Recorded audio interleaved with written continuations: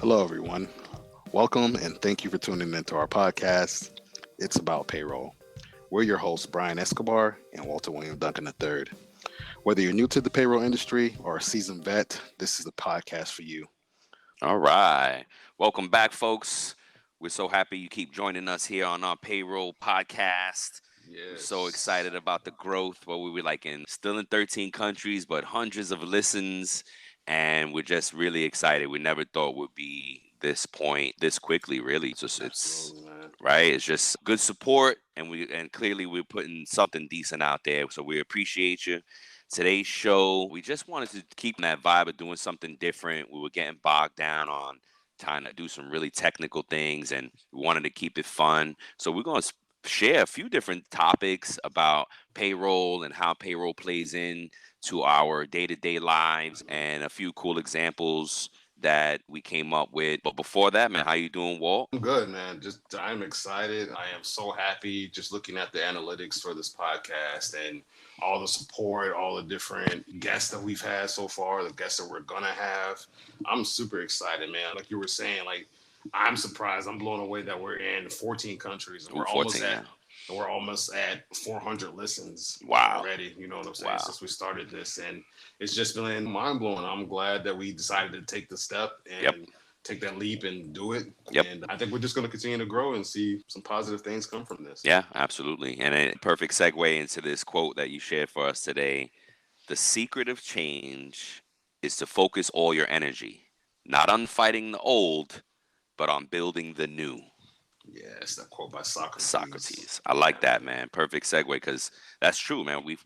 We want something new, you have to do new things. Yep. If you want something different for your lives, you have to do new things, whatever that is, right? Building habits. You were talking about how you've been working out straight for a while, like you already established this habit now. Mhm. Because how long is it that we gotta do something before it becomes habit?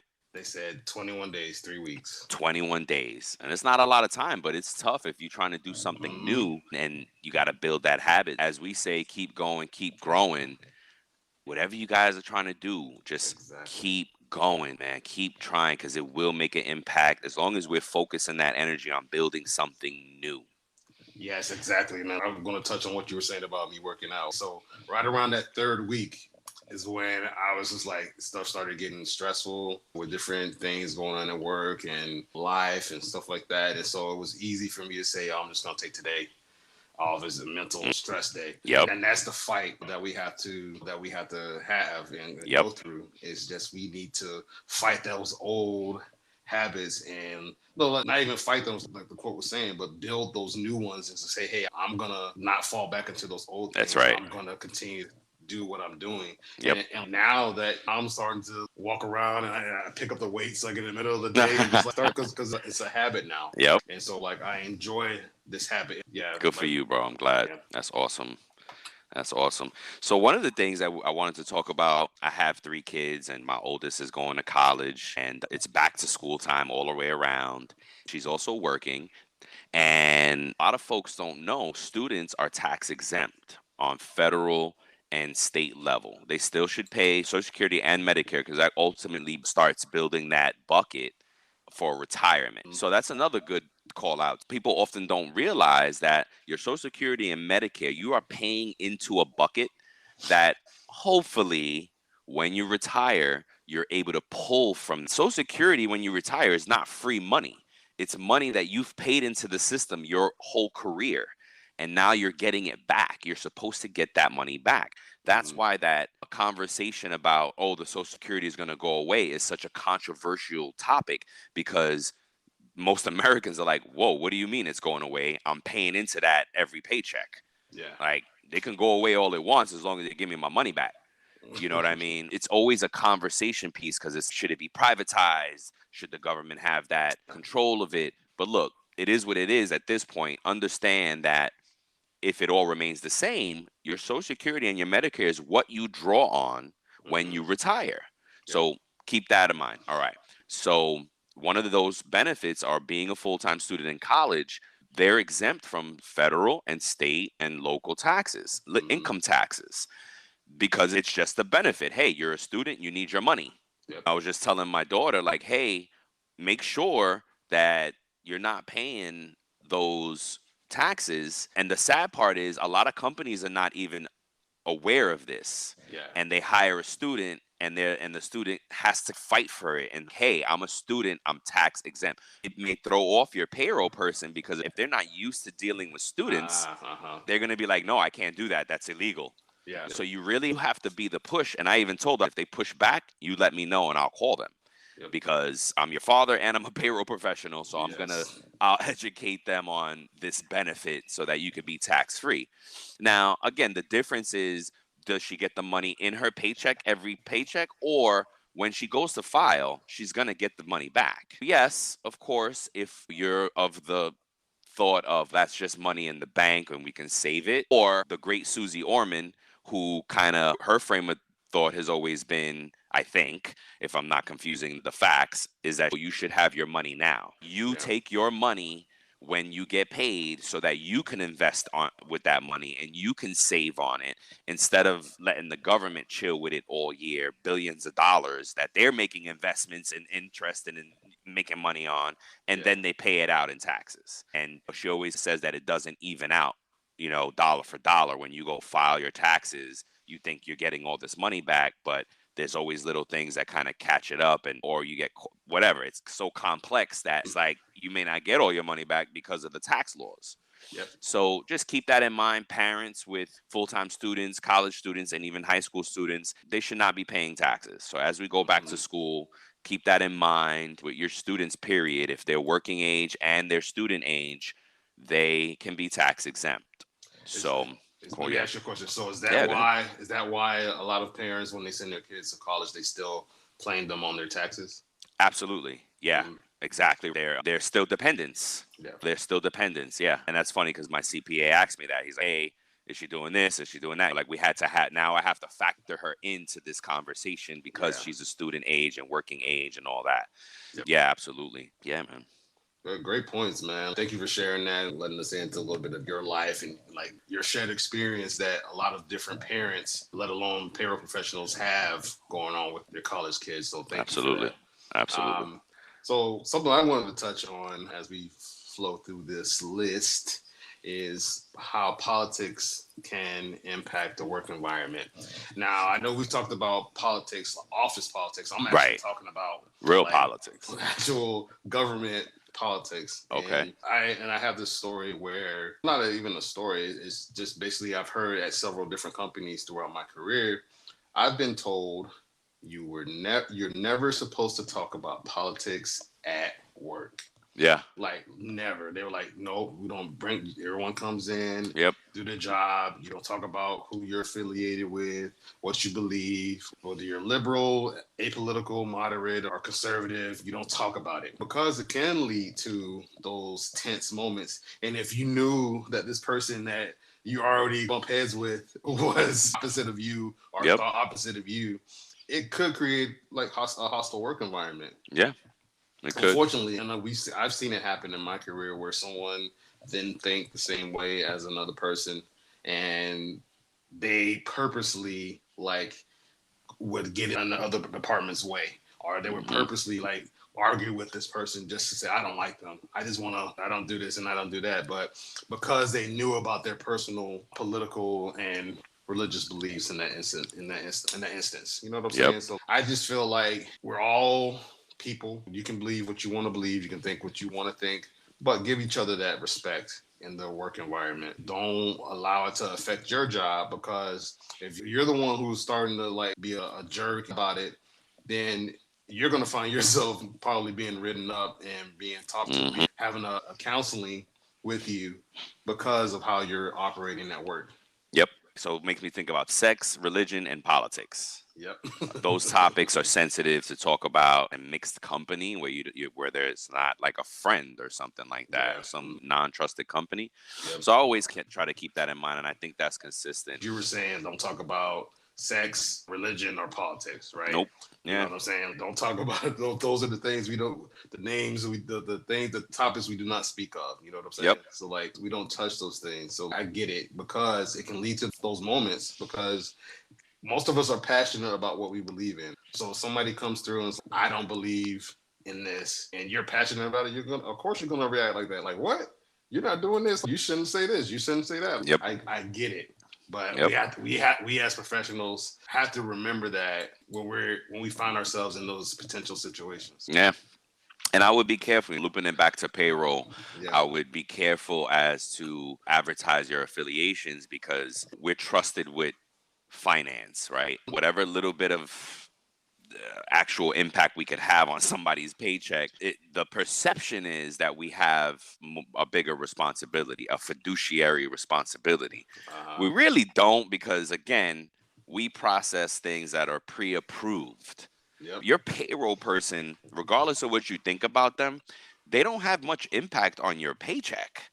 You know what I mean? Other than, I guess, an egregious, like I deleted the person from the batch and they didn't get paid. Yeah. That's something that is suspect and you could maybe want to look into more and report and whatever.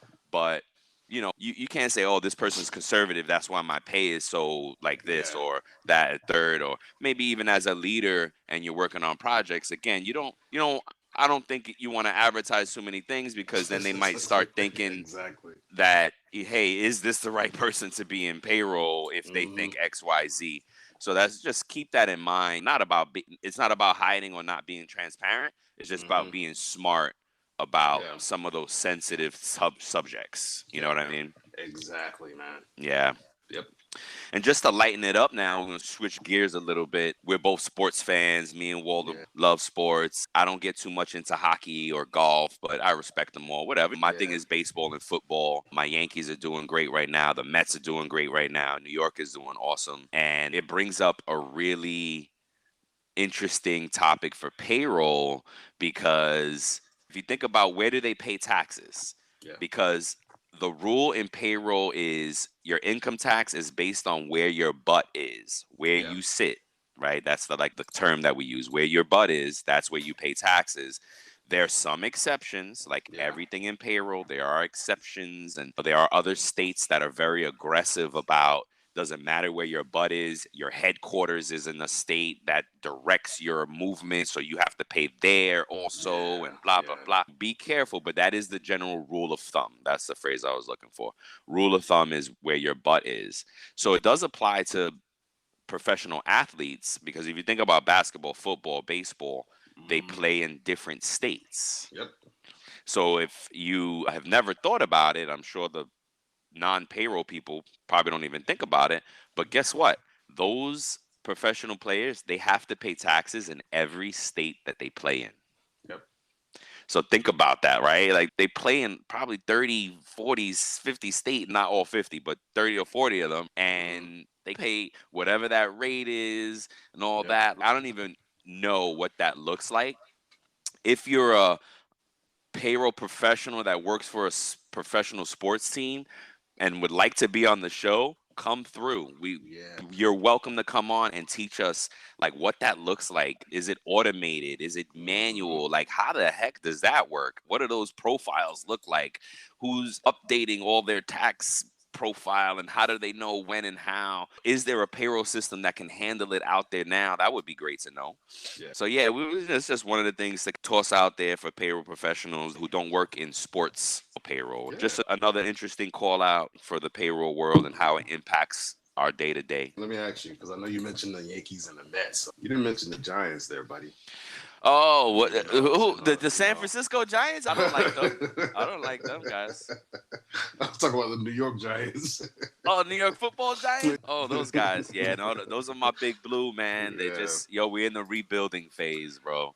We're in a rebuilding. Who are your teams? Like, basketball is my main sport. So okay. I like Miami, the Heat. Like, as far as baseball, the Marlins are, man. Yeah, man. They're just like with this organization. Like, we won that one World Series back in the mid 2000s or whatever. That was like the Florida Marlins, though. That was before they became the Miami Marlins. I don't know what happened from the switch over. They got some kind of curse. No, we just don't spend. We don't want to spend. Our payroll's one of the lightest payrolls in the league and stuff like that. So you got rid of Stanton. That was a dumb move for Miami. Yeah. And look at him at the Yankees killing it. Mhm. They didn't. I got mad love for the Marlins because Donnie Baseball, Don Mattingly is their Uh-huh. manager. He's a Yeah. freaking Yankee legend. Yep. And Derek Jeter is part owner and was an executive in the back office until recently.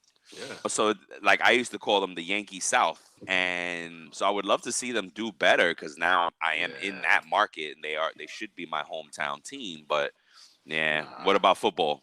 Football, I like the Hurricanes, and then professionally, Miami, man, Miami Dolphins. Miami, Like, actually I love know it, there was some, Miami. yeah, I know there was some controversy and stuff like that. I won't get into now, whatever with the team, but yeah, man, I'm ride or die for them, man. That's what's up. And I'm happy to tell all you listeners out there that we beat the Giants last year. So Yes, I was yeah, at that game. oh, that's Yeah, right. yeah. Yo, we're in the rebuilding phase, man. We can't all be the Giants that beat the Patriots 2 times in the Super Bowl. Oh You yeah, know what I yeah, mean? yeah, Can't always do yeah. that now. You know what I'm saying? Yeah, that's what's up. I'm excited about the new season. Yeah, me too, man. So the next thing I wanted to talk about is one of the new trends in payroll right now are these advance payments. So like you ever heard of like same day pay?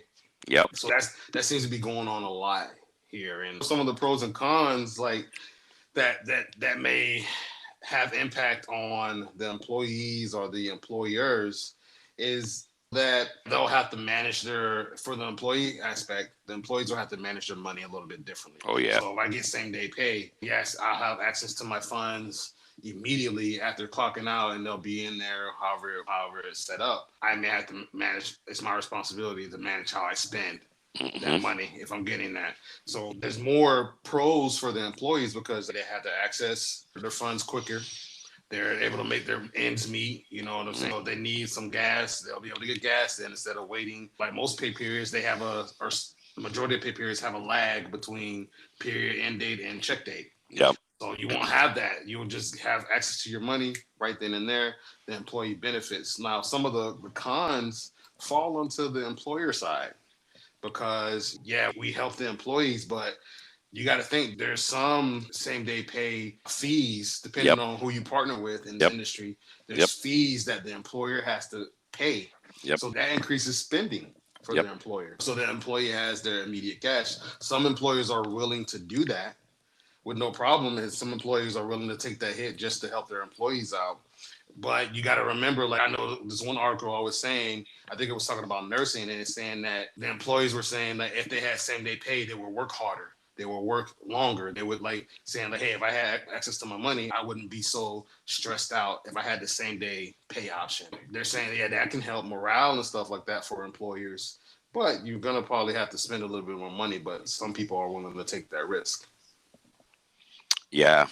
I think what impacted was like the gig economy transition over the last few years because of the pandemic. And even probably before that, the gig economy was just building. The pandemic made it blow up. And the concept as a payroll professional is very interesting. The mechanics on how it works.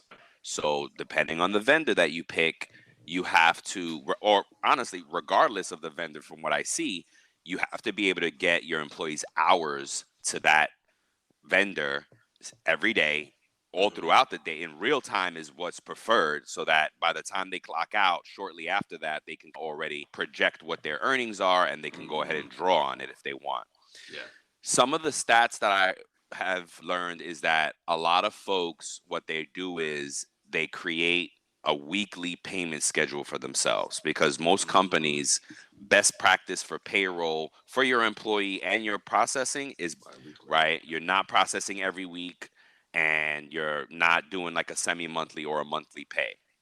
So bi-weekly is a nice medium for your employees and your payroll staff.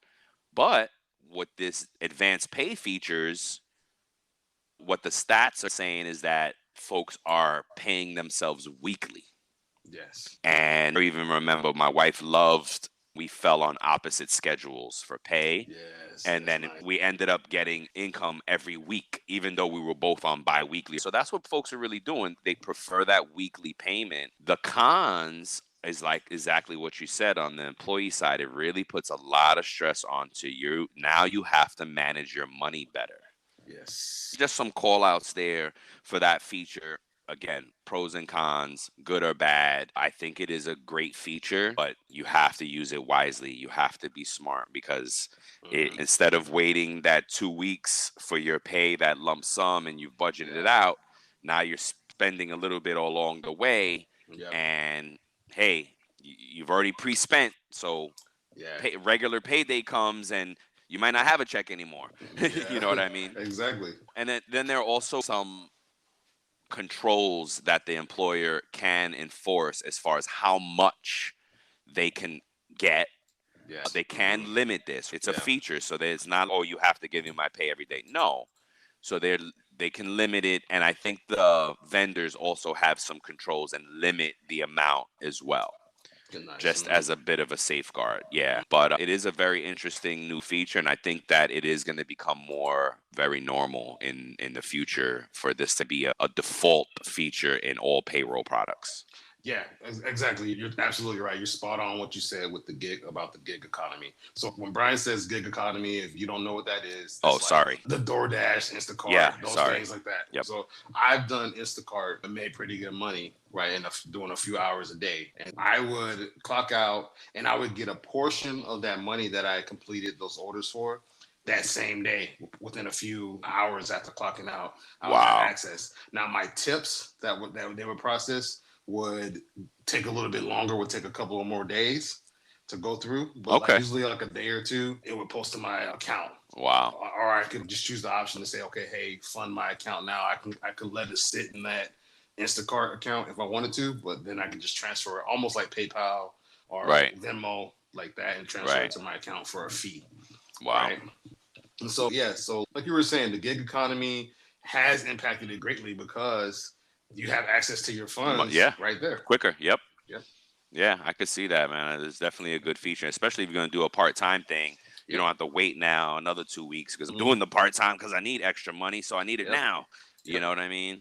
So I like the way it's moving because I feel like it empowers us to control our finances better.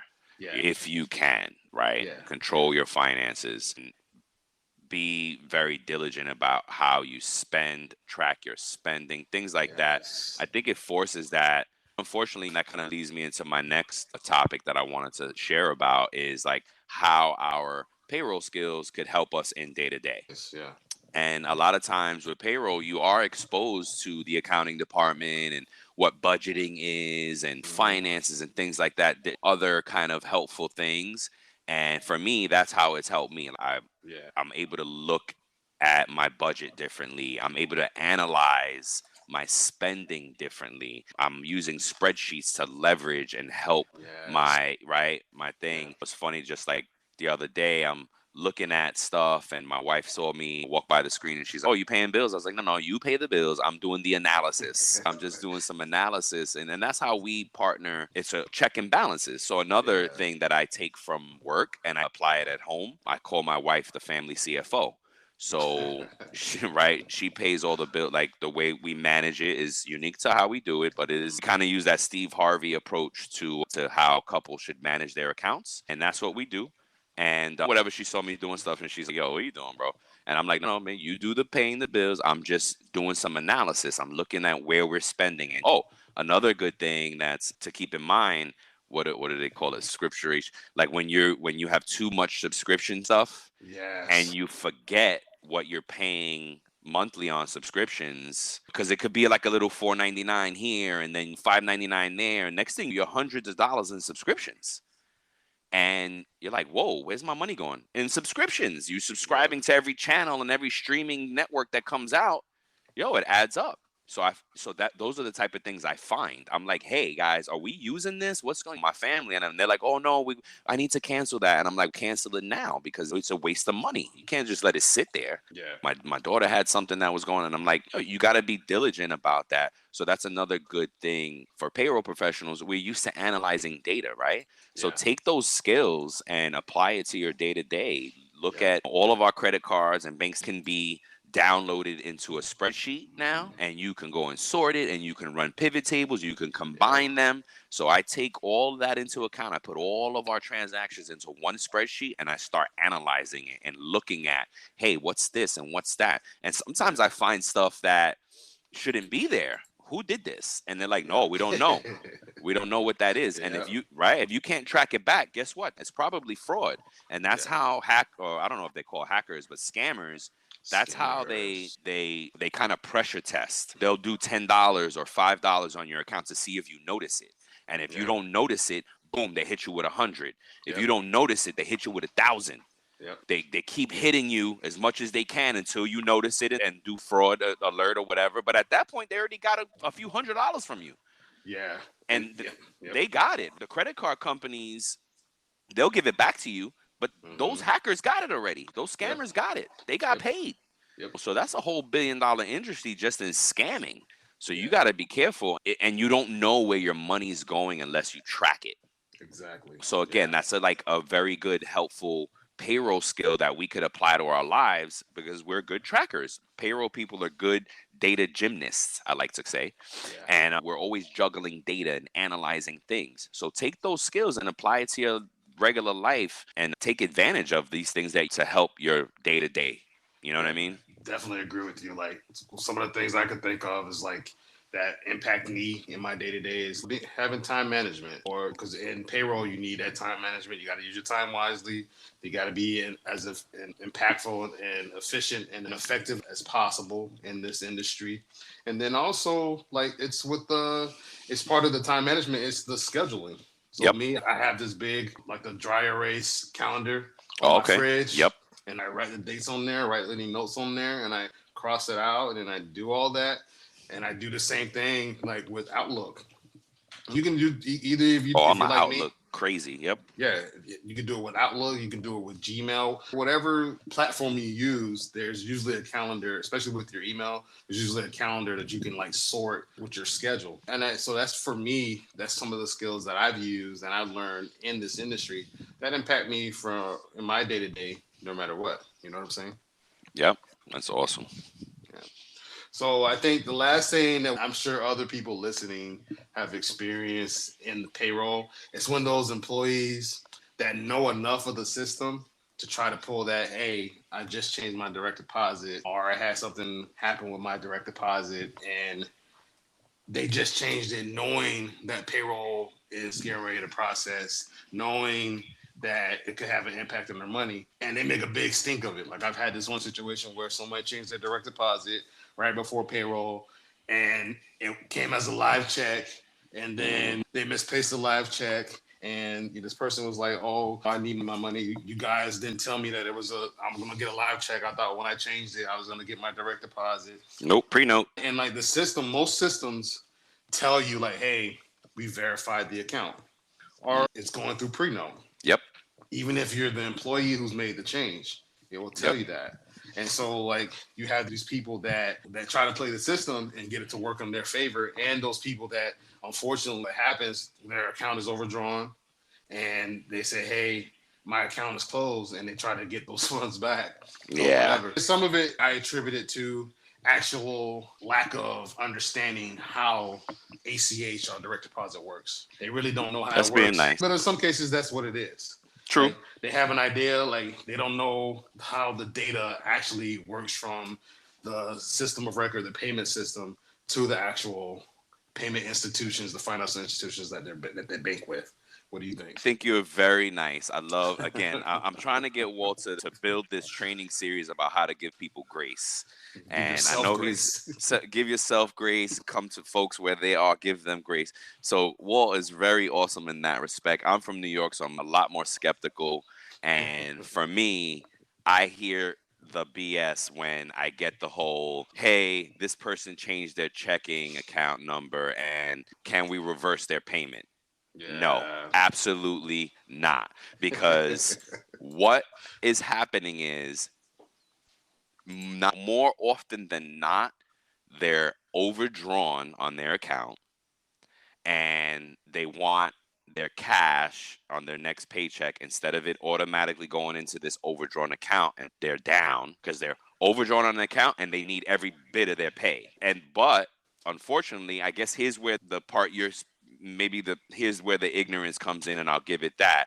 They don't realize when they have to make the adjustment on their pay to impact their next check, because most systems are effective date driven, and because most payrolls are on a lag. What you're doing today, if I make an adjustment tomorrow, it may not impact me for 2 checks, even though I get paid this week. No, if you're getting paid in a few days, you're probably well beyond the point that you can impact change on that check. Because you need lead time to undo the old account and at the very minimum get a paper check on your next pay. And now what they're leading with is fraudulent activity happened. They closed that account and they need to reverse the check. Now it's already like payday. So no, unfortunately you can't, because if you've legitimately closed an account and you're not in a negative balance, there's only 2 things that are going to happen to your paycheck. It's going to get rejected back to your employer, or it's going to reopen your account, both of which your bank will be able to tell you on payday.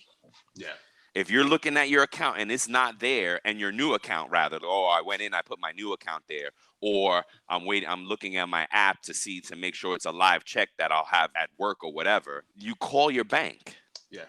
Don't call payroll on payday. If you've had things going on with your bank, call your bank first. Because payroll is going to ultimately tell you, call your bank. Because payday is way too late to say, I need you to reverse it and give me my money. You know what I mean? That process, if you're waiting for all the money to clear, could take another week to do. Because rejections take a few days to get back, but your bank will be able to tell you that moment. It came in this morning. It was automatically rejected, or we automatically opened your account again. So, hey, come and get it. You know what I mean? If you're a payroll professional, and you don't get caught up with that excuse of, my fraudulent and this, that, and no, there's only certain things that are going to happen. So be careful with that. And I've been there. Believe me, I've been there with negative accounts. If you have direct deposit, understand how your direct deposit works. And especially like you mentioned, there's a new feature now, but with technology is allowing real-time validation of your bank account. Depend on the bank, but the technologies are there with the payment services to validate in real time. And that's awesome, because then you can skip the pre-note process. If you're a payroll professional and you don't know what pre-note means, it means that your pay system will send a penny to your account to make sure that your information that you wrote in and your account and your routing, your name and all that are accurate. And that's a pre-note. And that means that pre-note is successful. Then the next time you get paid, it's going to go in direct deposit. If I had to give an example to it, there's some certain apps, like Albert is one of those apps that I've used in the past. When you link your bank to that, the Albert will send your account 2 different deposits, a penny and 10 cents, for you to verify. It's similar to that. Exactly. That's exactly right. So, just a good call out, guys. As a payroll professional, be wary of those claims, and I'm sure you've come across them already. But if you're new to payroll and you haven't gotten that employee to say, hey, can you change my direct deposit, or can you reverse my direct deposit because I closed my account, I'm having fraudulent activity, just be wary of those requests. You have to validate all of the claims before you satisfy these requests. Validate your claims before you satisfy the requests. As a payroll professional, a big scam that happens now as well is emails. You'll get hackers are putting the pieces of the puzzle together, right? So if you're a payroll professional at this company, they start shooting hundreds of emails from the leaders at that company to you saying, please change my bank account information. Please change my bank account information. Please change. So be wary of that, because you should have a process in place already to validate and all those claims. It should be employee self-service. If you're on a good payroll system, the employees themselves go do that, and you don't have to touch that. back in the day we did have to do it, and we needed a paper check, and we needed the avoided paper check, and now, Yes. now technology, you can pick up your app and you can enter in your new information, and you Yep. validate and pre-note. Everything happens on its own. Yep.